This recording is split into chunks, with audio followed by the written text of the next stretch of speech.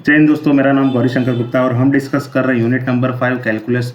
This is lecture number 1 और इस lecture में हम डिस्कस करने वाले हैं फंक्शन के बारे में। फंक्शन क्या होता है और फंक्शन का डोमेन और रेंज आप कैसे निकालोगे। So let us discuss that topic okay by some real example, by taking some real example. तो मान लो यहाँ पर हम फंक्शन को रिलेट कर रहे हैं गन्ने के जूस के साथ। तो आप सब ने कभी ना कभी गन्ने का रस जरूर पिया होगा। तो गन्ने का रस वाला क्या करता है, उसके पास एक मशीन होती है और वो मशीन में क्या करता है, उसमें एक इनपुट की एक जगह होती है जहाँ से वो गन्ना डालता है। ठीक है, ये रहा। तो ये हो गया हमारा इनपुट। इनपुट मतलब यहाँ पर हमें गन्ना डालना है। मशीन क्या करती है, उस गन्ने को क्या करती है, प्रोसेस करती है, उसको क्रश करती है। और क्रश करने के बाद आपको एक साइड से एक आउटपुट मिलता है। जैसे हमें गन्ने के रस में आउटपुट क्या मिलता है, जूस मिलता है, गन्ने का शुगर केन जूस मिलता है। तो मशीन का रूल क्या है, गन्ने को क्रश करना और आपको आउटपुट देना। आप उसमें इनपुट डालोगे, वो उसको क्रश करेगा और आपको आउटपुट देगा। सेम रोल यहाँ पर, जो रोल मशीन का है वही रोल हमारा फंक्शन का होता है। हम फंक्शन में कोई इनपुट डालेंगे और वो आपको कोई एक आउटपुट देगा। ठीक है, now let us see the formal definition of function. उसके बाद हम इसको क्लोजली समझते हैं। So let A and B are two non empty set. Non empty set का मतलब है ए और बी में कोई ना कोई मेंबर्स जरूर होने चाहिए, वो दोनों सेट खाली नहीं होने चाहिए, उसमें ऐसा नहीं हो कि एक भी मेंबर्स ना हो। Then for every x in X, for A के हर एक मेंबर्स के लिए a relation f assign a unique value y in B. F क्या करता है, एक यूनिक वैल्यू असाइन करता है वाई बी में। तो ए के हर एक मेंबर के लिए एफ एक यूनिक वैल्यू असाइन करता है बी में। तब हम बोलेंगे एफ क्या है, function from A to B. इसको नोटेशन में हम कुछ ऐसा लिखते हैं, इसको पढ़ते हैं f is a function from A to B. जैसे यहाँ पर मैंने एक एग्जांपल लिखा है, f is a function from natural number to integer. यहाँ पर एन किसको रिप्रेजेंट कर रहा है, नेचुरल नंबर को। जेड किसको रिप्रेजेंट कर रहा है, इंटीजर को। इसके बारे में आपको ऑलरेडी पता है, नेचुरल नंबर कौन कौन से होते हैं, 1 2 3 अप टू सोन। इंटीजर क्या होता है, नेगेटिव नंबर्स होते हैं, -1 -2 -3। ज़ीरो होता है और पॉजिटिव नंबर्स होते हैं 1 2 3 अप टू सोन। ठीक है, और हमारा जो फंक्शन यहाँ पर क्या है, एक्स स्क्वायर। लाओ इसको हम इसी ग्राफ से समझते हैं। तो हमारा जो फंक्शन है, मशीन क्या है, एक्स स्क्वायर है, हमारा फंक्शन क्या है, एक्स स्क्वायर। अब हमें इनपुट कहाँ से लेने हैं, तो देखोगे हमने हमारा फंक्शन कहाँ से कहाँ का डिफाइन किया है, f is a function from N to Z. तो यहाँ से ये जो फर्स्ट वाला आपको दिख रहा है number system, that is natural number, इसको बोलते हैं हम डोमेन। डोमेन मतलब यहीं से आपको इनपुट लेने हैं। ये जो दूसरा है टारगेटेड हमारा जो सेट है, इसको हम बोलते हैं कोडोमेन। तो हमें इनपुट कहाँ से लेना है, हमारा इनपुट कहाँ से होगा, नेचुरल नंबर से हमारा इनपुट होगा। नेचुरल नंबर कौन कौन से होते हैं वो आपको ऑलरेडी पता है। तो चलो हम 1 से स्टार्ट करते हैं नेचुरल नंबर। तो अगर हम इनपुट, हमारा फंक्शन एक्स स्क्वायर का, अगर हम यहाँ पर 1 इंसर्ट करें, इनपुट में 1 डालें, तो ये फंक्शन क्या करेगा, देखो यहाँ पर कोई भी एक्स अगर आप इनपुट लोगे तो ये क्या करता है, उसका स्क्वायर कर देता है, एक्स स्क्वायर बना देता है। तो अगर आप 1 इंसर्ट करोगे यहाँ पर तो वो क्या करेगा, उसका स्क्वायर कर देगा और आउटपुट में आपको क्या देगा, 1। सिमिलरली अगर आप 2 इंसर्ट करोगे इसके अंदर तो ये क्या कर देगा, 2 का स्क्वायर कर देगा और आपको आउटपुट देगा 4। अगर आप इसके अंदर 3 इंसर्ट करोगे तो 3 का स्क्वायर कर देगा और आपको आउटपुट क्या देगा, 9। ठीक है, तो इस तरह से आप कोई भी नंबर डालते जाओगे तो ये क्या करता रहेगा, उसका स्क्वायर करता रहेगा। तो अगर हम इसको एक ग्राफ से समझे तो हमारा जो इनपुट है दैट इज़ नेचुरल नंबर, हमारा आउटपुट है दैट इज़ इंटीजर, और n से z में हमारा क्या जा रहा है, फंक्शन। नेचुरल नंबर हमारे इनपुट्स हैं 1 2 3 4 5 6 अप टू सोन। इंटीजर में कौन कौन से नंबर आते हैं, 0 -1 -2 -3, ठीक है, -4, इस तरह से +1 2 3 4 अप टू सोन। तो यहाँ पर देखो जब हम 1 इंसर्ट कर रहे हैं तो आपका ये फंक्शन क्या कर रहा है, उसका स्क्वायर कर रहा है, 1 स्क्वायर। तो जब भी आप 1 इंसर्ट कर रहे हो तो 1 स्क्वायर करके आपको 1 दे रहा है। 2 इंसर्ट कर रहे हो तो 2 स्क्वायर होके आपको 4 दे रहा है। 3 इंसर्ट कर रहे हो तो 3 स्क्वायर होके आपको 9 दे रहा है। तो 1 की इमेज किस पे जा रही है, 1 पे। ठीक है, तो मैं यहाँ पे उसको ड्रॉ करता हूँ। 1 किस पे जा रहा है, यहाँ पर 1 पे जा रहा है। ठीक है, इसकी इमेज यहाँ जा रही है। 2 इंसर्ट करोगे तो 2 का स्क्वायर कर देगा और 2 की इमेज कहाँ जाएगी, 4 पर। इसी तरह से ये चलता जाएगा। ठीक है, तो यहाँ पर जहाँ से आप इनपुट ले रहे हो इसी को बोलते हैं हम डोमेन ऑफ द फंक्शन, इसको बोलते हैं डोमेन। जहाँ पर आपका आउटपुट जहाँ पर जा रहा है, पॉसिबल आउटपुट आपके जा रहे हैं, इस z को हम बोलेंगे कोडोमेन। अब इसमें देखोगे तो 1 का स्क्वायर 1 आ रहा है, 2 का स्क्वायर यहाँ पर 4 आ रहा है। अब यहाँ पर तो काफ़ी सारे नंबर हैं वो रह गए। ठीक है, यहाँ पर काफ़ी सारे नंबर रह गए। अच्छा, जहाँ पर इसकी इमेज जा रही है, जैसे 1 स्क्वायर की इमेज 1 पे जा रही है, 2 की इमेज 4 पे जा रही है, ऐसे ही 3 की इमेज किस पे जाएगी, यहाँ पर कोई नंबर होगा 9, वहाँ पर जाएगी। तो ये जो 1 4 9 ये जहाँ पर इसकी इमेज जा रही है वही आपके क्या हो जाएंगे, रेंज सेट। तो इमेज कहाँ कहाँ पे जा रही है, 1 पे जा रही है, 4 पे जा रही है, 9 पे जा रही है। सिमिलरली 4 स्क्वायर किस पे, 16 पे जाएगा। इस तरह से ये जो नंबर्स मिल रहे हैं आपको, इसी को हम क्या बोलेंगे, रेंज। सो डोमेन क्या होता है, जहाँ से हम फंक्शन के इनपुट्स लेते हैं। What can go into the function that is called domain. जहाँ से आप इनपुट लेते हो, जो भी आप इनपुट लेते हो उसको हम डोमेन बोलते हैं। जो पॉसिबल आउटकम आ सकते हैं वो हमारा फंक्शन का कोडोमेन होता है। जैसे हमने यहाँ पर बताया, यहाँ पर हमारा z क्या है, कोडोमेन है। और जो एक्चुअल आउटकम आते हैं फंक्शन के उसको हम रेंज बोलते हैं। तो देखो यहाँ पर हमने टारगेटेड आउटकम तो लिखा है यहाँ पर z, बट सारे के सारे z तो हमारे आउटकम नहीं आ रहे। 1 की इमेज सीधा 1 पे जा रही है, 2 की इमेज सीधा 4 पे जा रही है, बीच के ये सारे नंबर्स तो रह गए। ठीक है, तो जिस पर इमेज जा रही है वही हमारा क्या होगा, यहाँ पर रेंज होगा। तो एक्चुअल आउटकम वो होंगे हमारे। ठीक है, यहाँ पर भी एक ग्राफ दिया है, उससे हम समझेंगे। तो मान लो आपका फंक्शन f है a से b का, तो a की इमेज p पे जा रही है, b की इमेज q पे जा रही है, c और d की इमेज किस पे जा रही है, r पे। तो ये फंक्शन की डोमेन क्या होगी, तो जो भी आपने इनपुट्स लिए हैं वो आपका क्या हो जाएगा, डोमेन हो जाएगा। कोडोमेन क्या होगा, यहाँ पर जो b में जितने भी मेंबर्स आपने लिखे हैं वो सारे आपके कोडोमेन हो जाएंगे। अब रेंज क्या होगा, अब जो आपके एलिमेंट हैं, a की इमेज किस पे गई, p पर, b की इमेज q पर गई और d की इमेज r पर गई, c और d की इमेज r पे गई। s पर तो किसी की भी इमेज नहीं गई। तो ये जो 3 नंबर आपको मिले यही आपके रेंज होंगे। तो ये होंगे आपके एक्चुअल आउटकम, और ये सारे मिला दोगे तो ये हो जाएंगे आपके पॉसिबल आउटकम। तो इसका रेंज क्या है, PQR, कोडोमेन क्या है, PQRS, तो उसमें S भी आ जाएगा।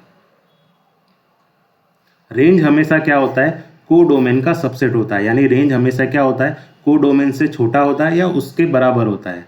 जब भी रेंज और कोडोमेन दोनों इक्वल हो जाएं तब हम बोलते हैं फंक्शन ऑन्टो है। उसके बारे में हम अभी आगे डिस्कस करेंगे। यहाँ पर मैंने कुछ एग्जाम्पल लिए हैं।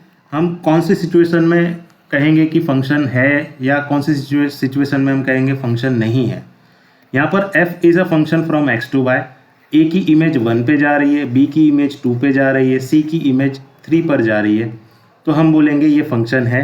यहाँ पर x का हर एक मेंबर के लिए y का एक यूनिक मेंबर है। ठीक है, सिमिलरली यहाँ पर देखो a की इमेज भी 1 पे जा रही है, b की इमेज 1 पे 1 पे जा रही है, c की इमेज भी 1 पे जा रही है। तो फॉर एवरी x के हर एक मेंबर के लिए y का क्या एक यूनिक मेंबर है, a की इमेज 1 पे जा रही है, तो ये भी क्या है, फंक्शन हो जाएगा। Now let us discuss this example. f is a function from x to y। a की इमेज 1 पे जा रही है, b की इमेज 2 पे जा रही है और c की इमेज किसी पे नहीं जा रही है। तो यहाँ पर फंक्शन आप किसको बोलोगे, हमने डेफिनेशन क्या पढ़ा था फंक्शन की, डोमेन के हर एक मेंबर के लिए आपको कोडोमेन का कोई एक मेंबर ज़रूर मिलना चाहिए। बट यहाँ पर c के लिए तो हमें कोई मेंबर ही नहीं मिल रहा y में, तो यहाँ पर ये क्या हो गया, फंक्शन नहीं हुआ। हर एक मेंबर, डोमेन के हर एक मेंबर की कोई ना कोई इमेज होनी चाहिए और वो इमेज यूनिक होनी चाहिए। बट यहाँ पर c तो खाली बैठा है, उसकी कोई इमेज ही नहीं है, तो इसलिए ये फंक्शन नहीं होगा। Similarly look at last example. f is a function from x to y। यहाँ पर a की इमेज 1 पे भी जा रही है और 2 पे जा रही है, b की इमेज 2 पे जा रही है, c की इमेज 3 पे जा रही है। तो ऐसा तो पॉसिबल नहीं होगा कि एक मेंबर की इमेज 2 नंबर्स पे जा रही है। ठीक है, तो इस तरह से ये फंक्शन नहीं होगा, आपको यूनिक इमेज मिलनी चाहिए। ठीक है, तो ए की इमेज यूनिक नहीं है, ए 1 पे भी जा रहा है और ए 2 पे भी जा रहा है, तो इसकी इमेज ही यूनिक नहीं है। इसकी तो ये तो 2 नंबर पे जा रहा है, एक ही नंबर पे जाना चाहिए। ठीक है, इसलिए ये क्या हो जाएगा, फंक्शन नहीं होगा। Similarly look eight one more example. मान लो मैं फंक्शन अपना x² से चेंज कर अब x+3 कर देता हूँ। ठीक है, तो अब अगर मैं इसके अंदर 1 इंसर्ट करूंगा तो ये आपको क्या देगा, 1 + 3 दैट इज 4। अगर मैं 2 इंसर्ट करूंगा तो ये आपको देगा 2 + 3 दैट इज 5। अगर मैं 3 इंसर्ट करूंगा तो ये आपको क्या देगा, 3 + 3 दैट इज 6। 4 इंसर्ट करूंगा तो 4 + 3 दैट इज 7। तो जो भी मैं इंसर्ट करूंगा, जो भी मैं इनपुट लूंगा, वो क्या करेगा, उसमें 3 ऐड कर देगा। तो ये क्या हो गए आपके सेट ऑफ ऑल इनपुट्स, और ये क्या हो गए आपके आउटपुट। तो अगर आप 1 इनपुट कर रहे हो तो आपका जो फंक्शन है x+3, उसमें +3 ऐड करके आपको 4 आउटपुट देगा। अगर आप 2 इनपुट कर रहे हो तो +3 ऐड करके आपको 5 आउटपुट देगा। अगर आप 3 इनपुट ले रहे हो तो +3 ऐड करके आपको 6 आउटपुट देगा। तो यहाँ पर हमारा x+3 क्या हो गया, फंक्शन जो 1 को 4 पे भेज रहा है, 2 को 5 पे भेज रहा है, 3 को 6 पे भेज रहा है। इस तरह से ये चलता जा रहा है। ठीक है, सो आई होप आपको ये चीज़ें समझ में आई। तो डोमेन हमारा क्या होता है, जहाँ से हम इनपुट लेते हैं फंक्शन का। ठीक है, और कोडोमेन क्या होता है, जहाँ पर हमारे पॉसिबल आउटकम आते हैं। और रेंज क्या होता है, that is the actual outcome. Possible outcome और एक्चुअल आउटकम में फ़र्क है, जो मैंने आपको अभी समझाया था। Now let us discuss how to find out the domain and range of any function. मान लो आपको कोई फंक्शन दिया है और आपको कहे उसका डोमेन और रेंज निकालो, तो आप कैसे निकालोगे। तो डोमेन हमारा क्या होता है, सेट ऑफ ऑल इनपुट्स। वो हमारा जो भी आप इनपुट लेते हो वो आपका क्या होता है, डोमेन। अब मैं आपसे पूछूं, क्या आप इस फंक्शन में कोई भी इनपुट ले सकते हो। देखो, अगर आप यहाँ पर इसके डिनोमिनेटर पे ध्यान दो तो ये x+4 है। तो जब भी आप यहाँ पर x की जगह पे -4 रखोगे, अगर आप अपना इनपुट -4 पे लोगे, मान लो मैंने -4 इनपुट लिया, तो ये आउटपुट क्या देगा, 2 टाइम्स -4 -1 -4 + 4। x की जगह पे -4, मतलब x हमारा इनपुट है, उसकी जगह पे अगर मैं -4 लिखूंगा तो यहाँ पर जो डिनोमिनेटर है वो क्या हो जाएगा, 0 हो जाएगा, और ऊपर क्या हो जाएगा, -9/0। तो ये तो आपको -∞ आंसर देगा। तो हम -4 क्या ले सकते हैं, इनपुट में नहीं ले सकते। जो भी नंबर को आप इनपुट में ले सकते हो उसी को हम बोलेंगे डोमेन। तो आप -4 को छोड़कर बाकी सारे नंबर्स हम डोमेन में ले सकते हैं, यानी इनपुट में ले सकते हैं। तो इसका डोमेन क्या होगा, तो डोमेन में हम सारे नंबर्स ले सकते हैं, -∞ से -4 यूनियन -4 से +∞। मतलब मान लो ये रियल लाइन है और यहाँ पर हमारा क्या है नंबर, -4। तो -4 से -∞, यहाँ पर सारे नंबर्स ले सकते हैं। -4 से +∞, यहाँ भी सारे नंबर्स ले सकते हैं। यहाँ पर मैंने ओपन इंटरवल लिखा है, इसका मतलब -4 उसके अंदर इंक्लूड नहीं है। -4 के लेफ्ट साइड और -4 के राइट साइड, यहाँ पर -4 इंक्लूड नहीं है। तो ये हो गया इसका डोमेन। आप इनमें से ही इसके इनपुट्स ले सकते हो, -4 को छोड़कर आप सारे इनपुट ले सकते हो। Now let us discuss the range. तो रेंज के लिए हम यहाँ पर एक कैलकुलेशन करेंगे। देखो, जो f(x) है उसको हम y भी बोलते हैं। तो यहाँ पर आपको y क्या दिया है, 2x - 1/x+4। तो ये क्या imply, multiply this y with x+4। तो ये क्या हो जाएगा, y times x+4 is equal to 2x - 1। तो जब आप y अंदर मल्टीप्लाई करोगे तो ये आपको देगा xy + 4y is equal to 2x - 1। तो अब क्या करो आप, ये जो -1 है उसको यहाँ शिफ्ट कर दो लेफ्ट हैंड साइड। तो ये क्या हो जाएगा, 4y + 1, और जो +xy है उसको राइट साइड शिफ्ट करोगे तो ये क्या हो जाएगा, 2x - xy। तो ये जो left right hand side expression है 4y + 1, यहाँ पे राइट हैंड साइड एक्सप्रेशन में से आप x कॉमन ले लो तो ये हो जाएगा 2 - y टाइम्स x। तो ये क्या इम्प्लाई करेगा, आपके x की वैल्यू क्या है, that is 4y + 1 upon 2 - y। तो यहाँ पर देखो, आपको कौन सा नंबर लेने में प्रॉब्लम है, आप कौन सा नंबर यहाँ पे चूज़ नहीं कर सकते। तो अगर आप देखोगे, हमेशा इसके लिए अपना डिनोमिनेटर देखो, 2 माइनस वाई है डिनोमिनेटर में, मतलब जब भी आप इसमें 2 लोगे, y की जगह पे 2 लोगे तो ये क्या हो जाएगा, x इन्फिनिटी हो जाएगा, मतलब आपका इनपुट क्या हो जाएगा, इन्फिनिटी हो जाएगा. So you can not take 2 over here as a input. यहाँ पर आप 2 नहीं ले सकते, ठीक है, 2 को छोड़कर आपको इसका इमेज मिलेगा. तो जब भी आप यहाँ पर 2 ले लोगे तो ये क्या हो जाएगा, इन्फिनिटी हो जाएगा. तो यहाँ पर इसकी रेंज क्या आएगी, व्हाट इज़ द रेंज. तो रेंज में आपको सारी वैल्यूज़ मिलेगी, माइनस इन्फिनिटी से +2 यूनियन 2 से लेके प्लस इन्फिनिटी तक, ठीक है. बट रेंज में कभी भी आपको 2 नहीं मिलेगा, क्योंकि 2 पर इसकी इमेज नहीं जाएगी. जैसे 2 पर जाएगा ये क्या हो जाएगा, इन्फिनिटी हो जाएगा, ठीक है. In that way you can find out the domain and range of the given function. So this is the range of this given function. तो ये क्या हो गया हमारा रेंज.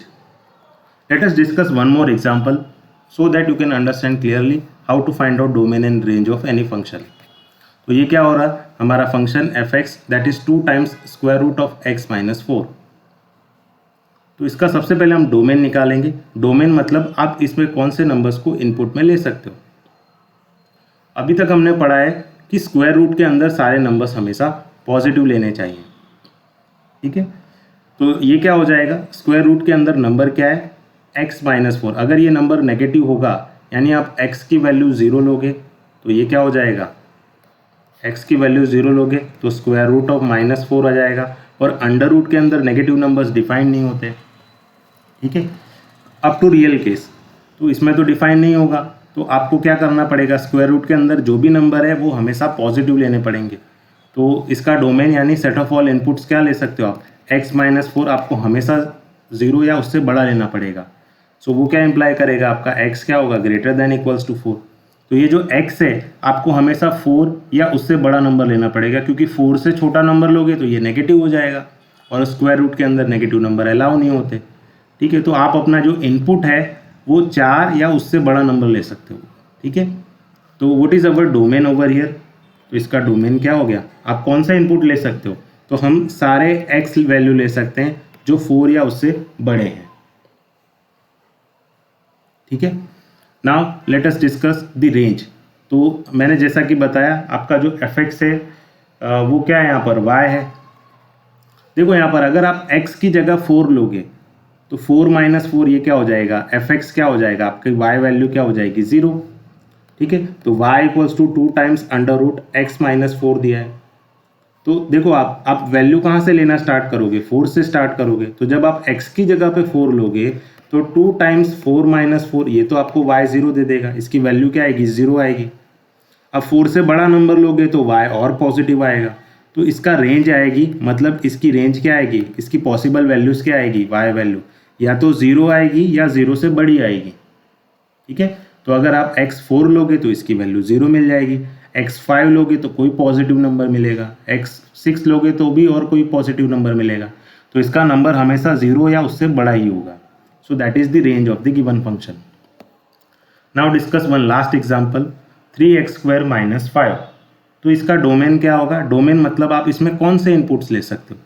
तो आप यहाँ पर जो चाहे वो इनपुट ले सकते हो, हमें कोई भी इनपुट लेने में कोई प्रॉब्लम नहीं है. तो यहाँ पर आप इसका डोमेन क्या ले सकते हो, that is whole real number. Real number मतलब माइनस इन्फिनिटी से प्लस इन्फिनिटी तक. इसका रेंज क्या होगा, देखो fx को ही हम y बोलते हैं. So y is equal to 3 times x square minus 5. तो यहाँ पर ये क्या हो जाएगा, y plus 5 is equal to 3x square. ये -5 को हमने यहाँ शिफ्ट किया. सो ये क्या हो जाएगा, x square is equal to y plus 5/3. ये 3 को हम डिनोमिनेटर में लेकर गए और ये क्या हो जाएगा, x is equal to under root y plus 5/3. और अभी हमने देखा कि रूट के जो सारे नंबर्स हैं वो हमेशा कैसे होने चाहिए, पॉजिटिव होने चाहिए. तो y प्लस 5/3 ही हमेशा पॉजिटिव होना चाहिए या तो 0 होना चाहिए, क्योंकि स्क्वायर रूट के अंदर नेगेटिव नंबर अलाउ नहीं होते. तो ये क्या इम्प्लाई करेगा आपको, y प्लस 5, 3 इंटू 0 तो 0 हो जाएगा. So this greater than equals to 0. So what that implies, ये प्लस 5 को आप यहाँ शिफ्ट करोगे तो -5 हो जाएगा. So greater than equals to -5. तो आपकी y वैल्यू क्या आ रही है, -5 या उससे बड़ी, ठीक है. तो इसका रेंज क्या होगा, तो आपकी y वैल्यू कहाँ से कहाँ तक है, -5 से इन्फिनिटी तक। तो हमें हमारा वाई वैल्यू मतलब आपके जो फंक्शन की रेंज है, यानी जो आउटपुट है वो आपको कहाँ से कहाँ तक मिलेगा, तो -5 से इन्फिनिटी तक सारे नंबर्स मिलेंगे आपको। ठीक है, तो यहाँ पर ये जो क्लोज इंटरवल का मीनिंग है, आपने -5 को इंक्लूड किया है। सो आई होप आपको ये लेक्चर समझ में आया। फंक्शन क्या होता है, डोमेन रेंज क्या होता है, डोमेन और रेंज आप कैसे कैलकुलेट करते हो। Thank you everyone.